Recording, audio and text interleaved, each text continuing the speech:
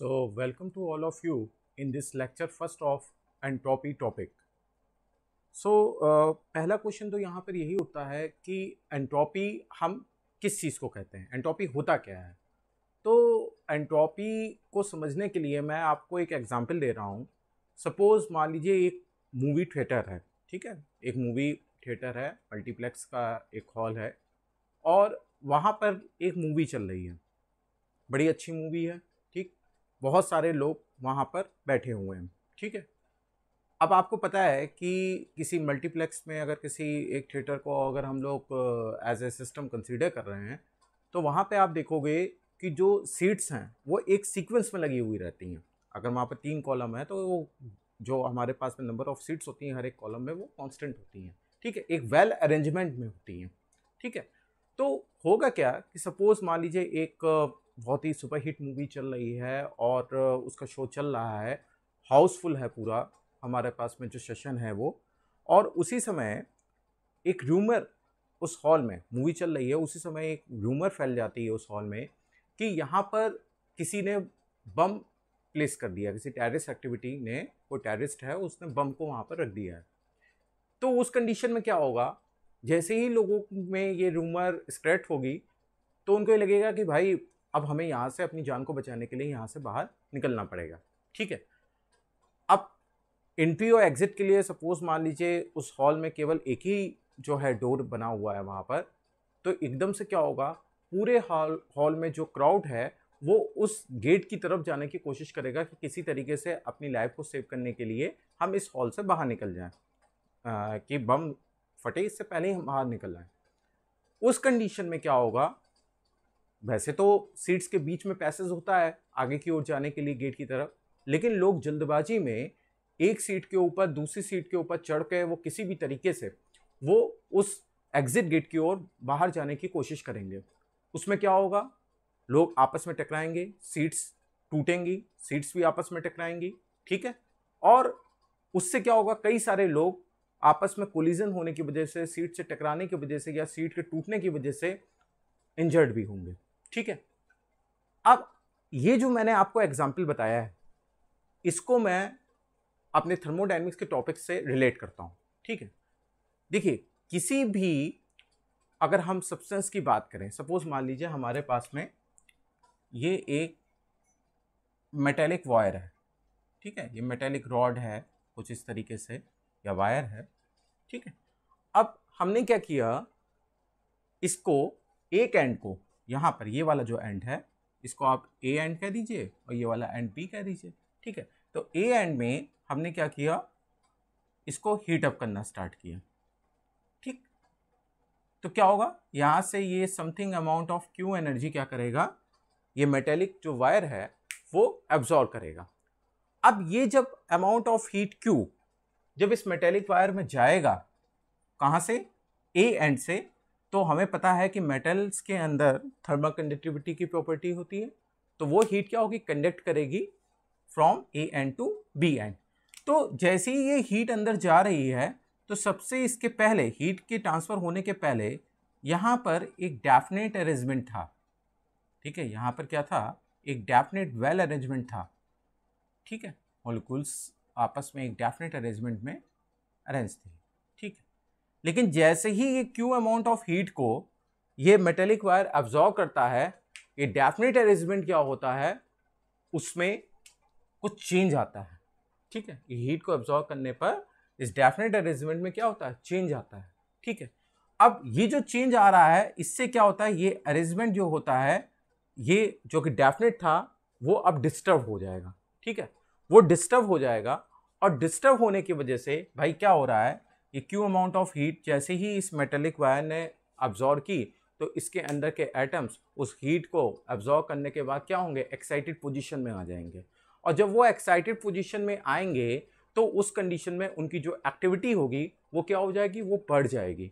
और जब एक्टिविटी आपस में बढ़ेगी इन सारे एटम्स की तो ऑब्वियस सी बात है उनके बीच में कुछ ना कुछ क्या होगा, वहाँ पर अगर सॉलिड्स की बात करें तो वहाँ पर क्या होगा, वो अपनी मीन पोजीशन के अबाउट क्या करेंगे, वाइब्रेट करेंगे. लिक्विड्स में क्या होता है, वो जो होता है मोशन होने लगता है, वहाँ पर कन्वेक्शन के थ्रू हीट का ट्रांसफॉर्मेशन होता है. तो वॉट एवर जो भी फिनोमिना हो रही है वो चाहे हीट का ट्रांसफॉर्मेशन कंडक्शन के थ्रू हो रहा हो, चाहे हीट का transformation from A to B end convection के थ्रू हो रहा है। अगर लिक्विड का केस है, ये तो सॉलिड का केस है, तो वहाँ पर नहीं होगा। तो उस कंडीशन में मॉलिक्यूल्स उस हीट को एब्जॉर्ब करके जो एक्साइटमेंट में आने के बाद जो आपस में कोलाइड करते हैं या आपस में किसी भी तरह का उनके अंदर जो मोशन हो रहा है या अपनी मीन पोजीशन के अबाउट वो वाइब्रेट कर रहे हैं, तो उससे जो कोलिजन हो रहा है उन मॉलिक्यूल्स के बीच में, उसमें जो एनर्जी का लॉस हो रहा है that is called as entropy. अब हमने देखिए इस चीज को कैसे उस हॉल वाले फिनोमिना से रिलेट किया। बिफोर र्यूमर जो फैली थी उसके पहले सारे लोग अपनी अपनी सीट पर बैठे हुए थे, सब कुछ बिल्कुल डेफिनेट अरेंजमेंट था। जैसे कि यहाँ पर जब हमने हीट को सप्लाई नहीं किया था, सारे मॉलिक्यूल्स एक वेल डेफिनेट अरेंजमेंट में थे इस सॉलिड मेटेलिक रॉड के अंदर, ठीक है। जैसे ही वहाँ पर र्यूमर फैली उस पिक्चर हॉल में, क्या हुआ, र्यूमर के फैलते ही लोगों के अंदर एनर्जी आई, लोग बाहर जाने के लिए जो है एफर्ट करने लगे, जिसकी वजह से आपस में टकराने लगे, उससे एनर्जी एसोसिएट हुई डिसऑर्डरनेस की वजह से, जिससे कि लोग क्या हुए, इंजर्ड हुए। सेम वही चीज़ यहाँ पर क्या हो रही है, जब ये क्यू अमाउंट ऑफ हीट जब एब्जॉर्ब करते हैं मॉलिक्यूल्स, तो क्या करते हैं, उनके बीच में जो है, अगर सॉलिड है तो उनके एम्पलीट्यूड जो वाइब्रेशन का होता है वो बढ़ जाता है, या अगर लिक्विड का केस ले रहे हैं तो वहाँ पर भी मोशन हमारा स्टार्ट हो जाता है। उससे क्या होगा, अगर आपस में जो कोलिजन हो रहा है, जो एनर्जी एसोसिएट हो रही है, पहले जो मॉलिक्यूल लेवल एक वेल डेफिनेट मैनर में था, अब वो किस में कन्वर्ट हो गया, डिसऑर्डर में कन्वर्ट हुआ। तो जो एनर्जी हमारी इस डिसऑर्डरनेस की वजह से जनरेट हो रही है that is called as entropy, ठीक है। तो एंट्रोपी को अगर हम दूसरे वर्ड्स में डिफाइन करें तो एंट्रोपी क्या हो गया, that is index of disorder, ठीक है। यानी कि जो हमारे पास सिस्टम में डिसऑर्डर प्रोड्यूस हो रहा है उसका इंडेक्स क्या है, एंट्रोपी है, ठीक है। तो ये मैंने आपको बहुत ही बेसिक सी डेफिनेशन बताई। हो सकता है आपको 60% चीज़ें समझ में आई हो, 40% ना समझ में आई हो, लेकिन अब हम लोग जब इस चैप्टर को स्टार्टिंग से पढ़ना स्टार्ट करेंगे तो एक एक करके आपको चीज़ें जो हैं अच्छी तरीके से क्लियर होती जाएंगी, ठीक है। तो हम लोगों को अभी तक जो बात समझ में आई वो क्या है कि जो एंट्रोपी है वो हमारे पास जो सिस्टम में डिसऑर्डरनेस होने की वजह से एनर्जी एसोसिएट हो रही है उसका क्या है, ये इंडेक्स है, ठीक है। अब हम लोग आगे अपनी जो पढ़ाई को है कंटिन्यू करेंगे इस चैप्टर की, ठीक। तो जैसे कि थर्मोडायनेमिक्स में हमने सेकेंड लॉ तक पढ़ा था, कई सारे लॉज हैं, वैसे ही यहाँ पर इस चैप्टर में भी हम लोग उन चीज़ों को पढ़ेंगे। तो इसमें एक थ्योरम है क्लॉसियस थ्योरम, ठीक है। अभी मैं आपको बताता हूँ क्लॉसियस थ्योरम है क्या, ठीक। ये एंट्रोपी को डिफाइन करने के लिए बड़ी इंपॉर्टेंट है, तो उसको पहले हम लोग समझ लेते हैं, ठीक है। मैंने आपको एक यहाँ पर एक ये कर्व आपको दिख रहा है, इसमें जो वाई एक्सिस है ये प्रेशर को रिप्रेजेंट कर रही है और जो एक्स एक्सिस है ये वॉल्यूम को कर रही है रिप्रेजेंट। ऐसे आपने बहुत सारे कर्व पढ़े हैं सेकेंड लॉ ऑफ थर्मोडायनेमिक्स तक, ठीक है। तो ये हमारे पास में जो कर्व है ये प्रेशर वॉल्यूम के बीच में है, किसी सिस्टम के प्रेशर वॉल्यूम के बीच में इसको प्लॉट किया गया है, ठीक है। अब देखिए आप ये बीच में देख रहे हैं, ये एक इस तरह का सर्किल तो नहीं है, ठीक है, लेकिन ये क्या है, ये एक साइकिल बनी हुई है। देखिए ये जो आपको दिख रही है ये ज्योमेट्री, ये क्या है, एक साइकिल बनी हुई है, ठीक। अब इस साइकिल को मैंने क्या किया, कई सारे रिवर्सिबल एडियाबैटिक और रिवर्सिबल आइसोथर्मल प्रोसेस से कट किया, ठीक है।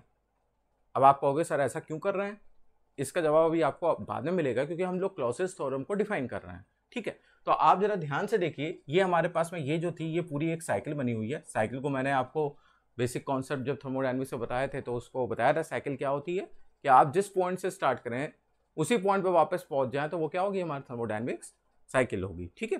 तो ये देखिए ये पूरी एक साइकिल क्लोज बनी हुई है। इसको मैंने क्या किया, ये देखिए ये एक जो लाइन आपको दिख रही हैं ये वाली लाइन, ये वाली लाइन, ये वाली लाइन, ये सारी लाइनें जो हैं ये रिवर्सिबल एडियाबैटिक प्रोसेस को रिप्रेजेंट कर रही हैं। रिवर्सिबल प्रोसेस मैंने आपको ऑलरेडी बता रखा है, अगर किसी को डाउट हो तो जो स्टार्टिंग के जो लेक्चर्स हैं थर्मोडायनेमिक्स के लेक्चर 1 एंड 2 उसको वो रिकॉल कर लेंगे। इन शॉर्ट अगर मैं आपको बताऊं तो रिवर्सिबल प्रोसेस वही होता है कि आप अगर स्टेट 1 से स्टेट 2 में जा रहे हैं किसी प्रोसेस में और उससे सराउंडिंग पर कोई इफेक्ट आ रहा है, तो अगर आप सेकंड से फर्स्ट में वापस जाएंगे तो वो जो भी इफेक्ट सराउंडिंग में फर्स्ट से सेकंड में जाने पर पड़ा था वो सारा इफेक्ट क्या हो जाए, उस प्रोसेस के थ्रू रीगेन हो जाए। यानी जब वो वापस हम सेकंड से फर्स्ट में आए तो किसी तरह का सराउंडिंग पर कोई इफेक्ट ना रह जाए, कोई भी हमारे पास में पास के फुटप्रिंट ना रह जाए कि ये प्रोसेस कभी फर्स्ट से सेकंड भी हुआ था। ठीक है, अब वैसे तो प्रैक्टिकली फुल्ली कोई रिवर्सिबल प्रोसेस नहीं हो सकता, क्योंकि हमको पता है कि अगर किसी प्रोसेस में फर्स्ट से सेकंड जाने में जो फिक्शनल लॉसेस हो रहे हैं, जो हीट डिसिपेट हो रही है थ्रू फिक्शन, उसको हम लोग क्या कर सकते हैं, रीगेन नहीं कर सकते हैं। ठीक है, तो प्रैक्टिकली हमारे पास में कोई प्रोसेस रिवर्सिबल नहीं होता है, बट थ्योरिकली हम लोग अपनी एनालिसिस को करते वक्त ये एजम्पशन लेते हैं कि हमारे पास में जो प्रोसेसेस हैं वो रिवर्सिबल हैं। तो हमने यहाँ पे क्या किया हुआ है, इस साइकिल को, ये जो आपको वर्टिकल टाइप की लाइंस दिख रही हैं ये रिवर्सिबल एडियाबैटिक प्रोसेस वाली लाइन है, और ये जो आपको दिख रही हैं ये वाली लाइंस, ये टेम्परेचर T1 की है, ये टेम्परेचर T3 की है, ये T2 की है, ये T4 की है। ये सारी लाइंस जो हैं वो रिवर्सिबल आइसोथर्मल प्रोसेस को रिप्रेजेंट कर रही हैं। रिवर्सिबल आइसोथर्मल जिसमें कि टेम्परेचर कांस्टेंट, और रिवर्सिबल एडियाबैटिक जिसमें कि हीट ट्रांसफॉर्मेशन क्या हो, 0 हो। ठीक, तो अगर आप ध्यान से देखो, मैं कुछ नेमिंग कर देता हूं। हम इस सेक्शन को कंसीडर करते हैं, ये नेम मैं कर देता हूं ए, इधर वाले एंड को बी, इस वाले एंड को सी, और इस वाले एंड को डी। ठीक, ये जो दूसरा बन रहा है इसको हम लोग ले लेते हैं ई, इसको एफ, ठीक है, इसको जी, और इसको एच। ठीक, ये हमारे पास में। तो आप अगर ध्यान से देखो तो ये पूरी एक साइकिल थी। इस साइकिल को हमने कई सारे, ये आगे तक है, ये प्रोसेस कट करते जा रहे हैं। ठीक है, लेकिन हमने ये 2 सेक्शन को कंसीडर कर लिया। तो एक सेक्शन अगर आप ध्यान से देखो, एक सेक्शन हमारा बन रहा है ए बी सी डी, ये एक तरह की साइकिल है। ठीक है, आप देखो ये वाला प्रोसेस क्या हुआ, रिवर्सिबल आइसोथर्मल हुआ। ठीक है, reversible isothermally heat addition process हुआ। उसके बाद यहां से क्या हो रहा है, सी और डी वाला जो प्रोसेस है इसमें क्या हो रहा है, हमारे पास में हीट जो है वो बाहर की ओर क्या हो रही है, ट्रांसफर हो रही है, dQ2 अमाउंट ऑफ हीट। ठीक है, आइसोथर्मली हीट का ट्रांसफॉर्मेशन हो रहा है फ्रॉम सिस्टम टू सराउंडिंग।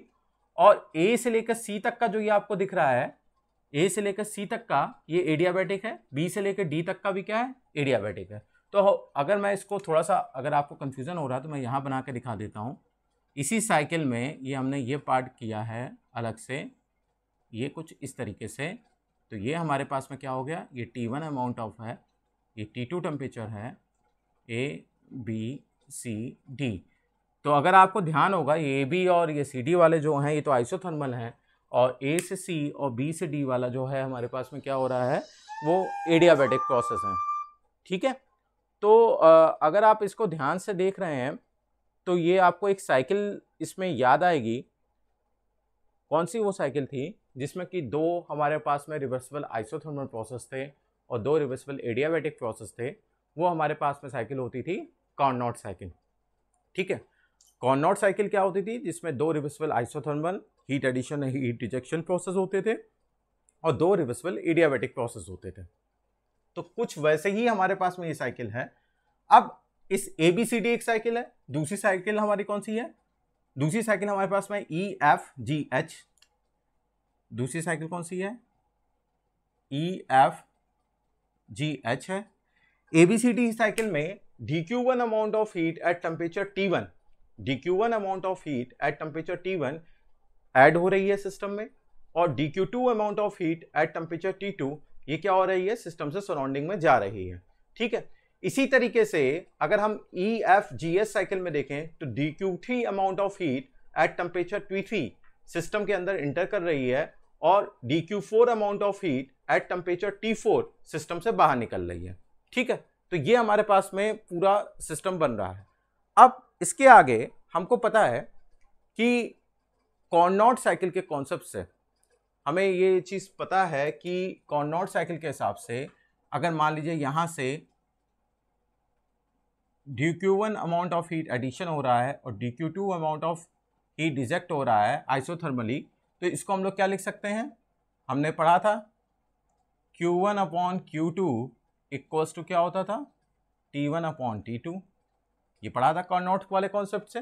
ठीक है, कोई भी अगर साइकिल कॉर्नोट है तो उसके लिए हम क्या कर सकते हैं, अगर Q1 amount of heat add हो रही है टेम्परेचर T1 और Q2 अमाउंट ऑफ हीट अगर रिजेक्ट हो रही है टेम्परेचर T2, तो क्या होगा, इन दोनों का जो हीट का रेशियो होगा वो टेम्परेचर के रेशियो के बराबर होगा।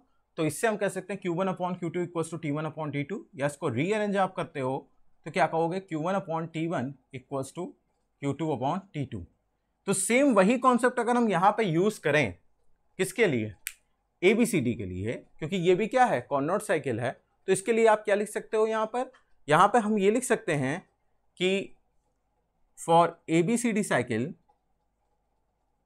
dq1 अपॉन T1, क्योंकि dq1 अमाउंट ऑफ हीट जो है वो T1 टेम्परेचर पर इंटर कर रही है, that is equal to dq2 amount upon T2, क्योंकि dq2 amount of heat reject हो रही है एट टेम्परेचर T2। ठीक है, तो ये किसके लिए ये मैंने लिखा है, ये मैंने लिखा है ABCD साइकिल के लिए। ठीक है, इसी तरीके से आप EFGH के लिए अगर आप लिखते हो तो EFGH के लिए भी आप क्या लिख सकते हो, यहां से EFGH के लिए अगर आप लिखोगे तो dq3 upon T3 is equal to dq4 upon T4। ठीक है, ये हमारे किसके लिए हो गया, ये EFGH साइकिल के लिए हो गया। ठीक, अब हम अगर पूरी साइकिल की बात करें, या पूरी साइकिल को हम लोग थोड़ा सा अभी लेट में समझते हैं, इसको मैं मिटा दे रहा हूं, अब आप लोग को मैंने समझा दिया था वाला पार्ट।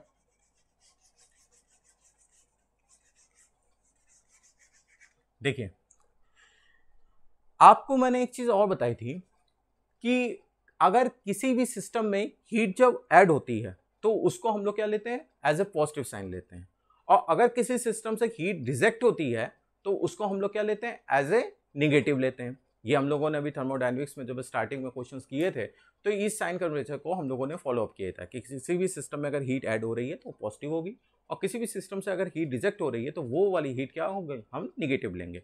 तो वही अगर हम स्ट्रक्चर को यहाँ पे लें तो देखें तो dq1 amount of heat T1 temperature पर यहाँ पर आ रही है, तो ये तो भाई हीट एंटर कर रही है, तो इसको आप क्या ले लोगे, एज ए पॉजिटिव साइन ले लोगे।